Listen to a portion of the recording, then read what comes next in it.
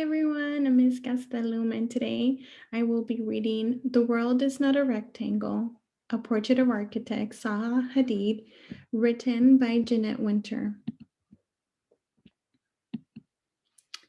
In Iraq, rivers flow through green marshes. Wind swoops across sand dunes and through ancient cities. Zaha Hadid sees the rivers and marshes and dunes and ruins with her father and imagined what cities looked like thousands of years ago. In Baghdad, where Zaha lives with her family, she dreams of designing her own cities. Zaha looks long and hard at patterns in her Persian carpet and sees how the shapes and colors flow into each other, like the dunes and rivers and marshes. Zaha has ideas. She designs clothes for herself. She arranges her furniture.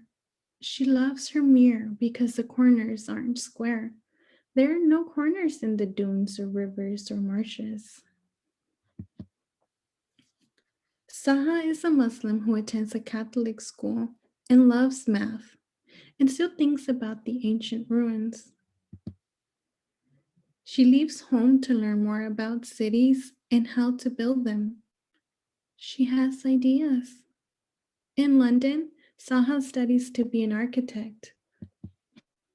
She fills notebooks with plans and designs.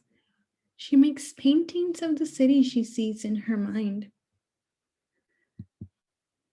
Zaha graduates with honors, rents a room in an old school building, and opens her own office, Studio 9. A few friends join her. They all work hard, night and day, making drawings and plans.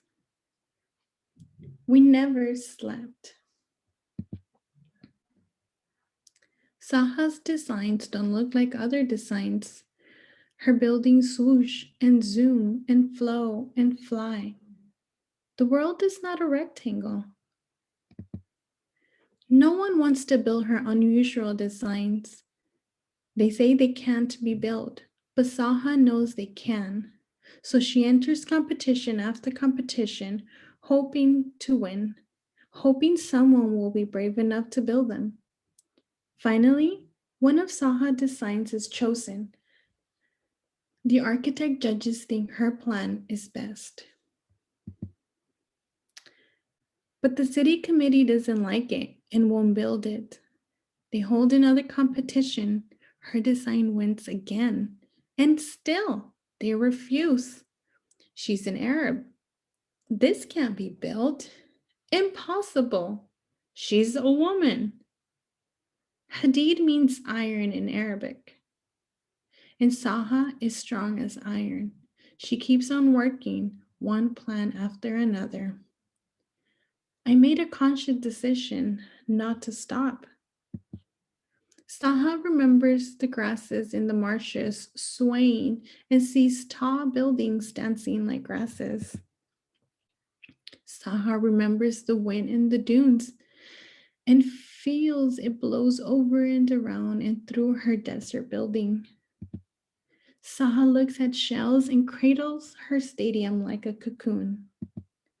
Zaha looks at stones in a stream and builds an opera house like the pebbles in the water. Inside the opera house, a singer is the pearl in the oyster shell. Zaha looks up at stars and galaxies and sees swirling buildings. Zaha looks at waves and sees a bridge that moves with the water. Zaha looks at the Alps and builds a museum inside a mountain peak with windows to see the sky and the valleys. Zaha's ski jump reaches to the sky like the mountains. Zaha thinks of the jungle and ancient wood temples and builds a wooden building to remember a faraway war. One by one, Zaha's design become buildings all over the world. We do this so you can be in a simple place and feel good. Zaha is so busy now that every room in the old school building is filled. Over 400 architects work in these rooms, designing, planning, engineering, and making models of Saha's visions. You should do what you like. Saha designs a dollhouse and shoes and chairs.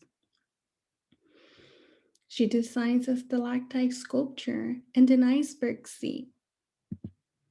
I can't stop thinking. Sometimes, when she is working, Saha's earliest memories return. The beauty of the landscape, where the sand, water, reeds, birds, buildings, and people all somehow flow together, has never left me. I still believe in the impossible. Then one night, the light in Saha's window goes dark. She has left this world. But her architects keep their lights on, designing, planning, engineering, and making models of her visions, keeping her flame blazing bright, even though Saha is gone. Thank you for joining me in this read aloud. I hope you enjoyed it.